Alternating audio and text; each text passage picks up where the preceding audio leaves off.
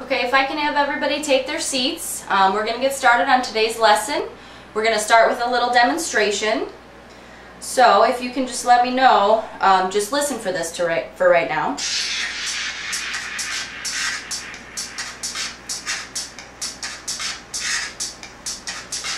So does everyone like this song, or? Woohoo, yeah, woo. Yeah, you like this kind of music? Okay. Alright, so is this something that maybe would motivate any of you to get up and dance, or maybe go for a run or do some exercise? Do you think this type of music would motivate you to do that? Sure, I love to dance. Okay. Alright, good. Well, motivation is defined as an internal state that arouses, directs, and maintains behavior. So if you guys just want to take some notes, that this is what motivation is. And it is driven by a lot of different factors. It's driven by our needs, incentives, our fears, our goals, curiosity that one has, our beliefs, and a lot more factors. It can be driven by internal personal factors such as our interests and curiosity in things, or it can be driven by external environmental factors, which could be our fears or rewards and incentives that we receive. So these two different types of motivation are classified as intrinsic and extrinsic motivation. Intrinsic motivation is the natural human tendency to seek out and conquer challenges as we pursue personal interests.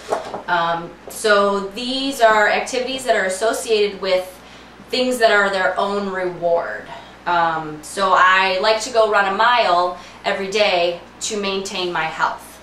So that is what intrinsic motivation is. Extrinsic motivation is created by external factors like rewards and punishments. So extrinsic motivation is something that we do to maybe earn a good grade, to please a teacher, or to avoid punishment. So I study really hard for the test because I want to get a good grade. I'm not really interested in the task itself, studying for the test, but I have to do it because I will gain a good grade from it. And we also, it is to avoid punishment, so we obey the speed limit so we don't get ticketed by a police officer for speeding. So these are the extrinsic motivation. There are 5 general approaches to motivation, which are behavioral, humanistic, cognitive, social cognitive, and socio-cultural conceptions. So these are your 5 general approaches to motivation. Your behavioral approach has to do with rewards and incentives. So you get reinforced for certain behaviors that will develop habits. So like if your parents give you $50 for getting all A's on your report card, that's a behavioral motivation approach. It also has a negative effect where if someone is being motivated and praised, or they're being praised and given rewards for doing something good in sports, then their academics may slip because they're not being motivated by their academics, they're being motivated by their sports. The humanistic approach for motivation is to encourage one's inner self, such as their competence, their self-esteem, autonomy, and self-actualization. So this is our own need to motivate ourselves for our self-esteem. So somebody puts on makeup, they're motivated to put on makeup because they feel pretty, and their self-esteem goes up when they have makeup on. The next approach would be the cognitive approach to motivation, which is active and curious ways that we search for information to solve personally relevant problems.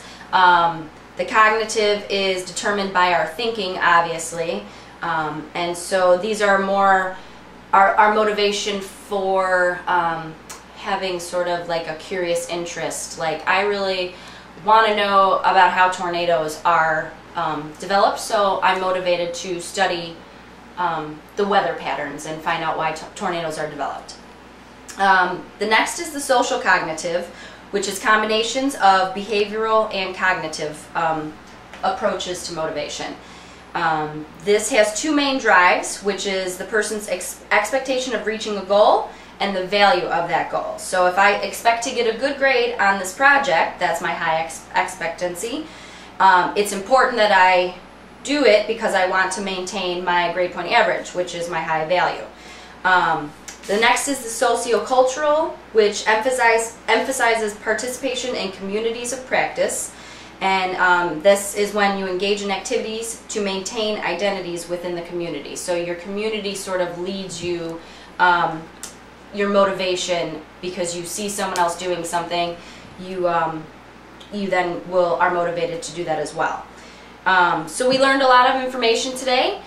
So your assignment for today, tonight's homework, is to bring in 3 explanations of things that motivate you and why they motivate you. So that is your homework for tonight, class. Thank you very much.